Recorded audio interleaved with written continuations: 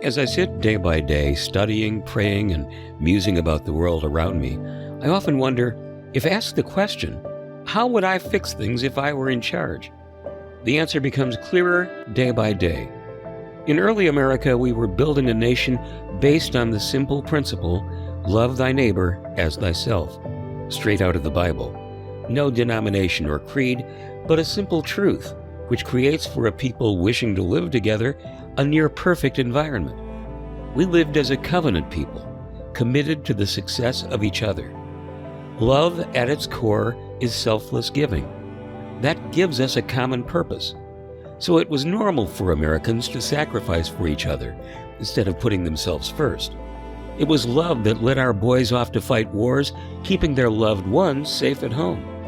Out of love, people volunteered to build churches, schools, communities, parks, and other things for all to share and enjoy, now and into the future.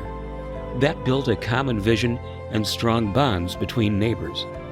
Speaking of which, in those days, you knew who your neighbors were. You also knew you could count on them. They were always there for each other in times of need or when facing trouble. Farmers built each other's barns together and shared equipment to grow crops needed to feed a growing population.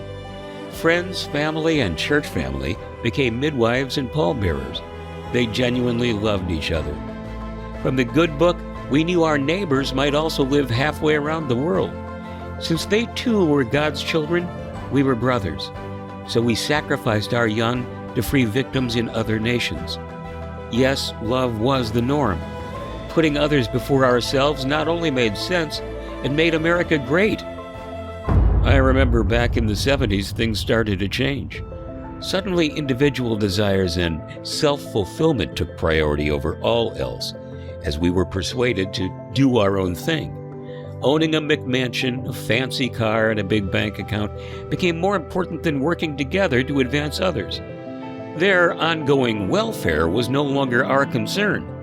Now they became the responsibility of the government, and that created a faceless, uncaring bureaucracy which morphed into a massive political boondoggle. Such out-of-control materialism, the unprincipled love of money, and unbridled personal desires, as embraced by that first, me-first generation, clearly became the root of much evil we see around us. So, if asked how I would fix things, it's really simple. Our only choice is in with the love and out with the tyrants. The rule of fear must come to an end, so that the rule of love may once again reign supreme, as the Creator of the universe had intended from before the beginning of time. In the beginning, God, and God is love.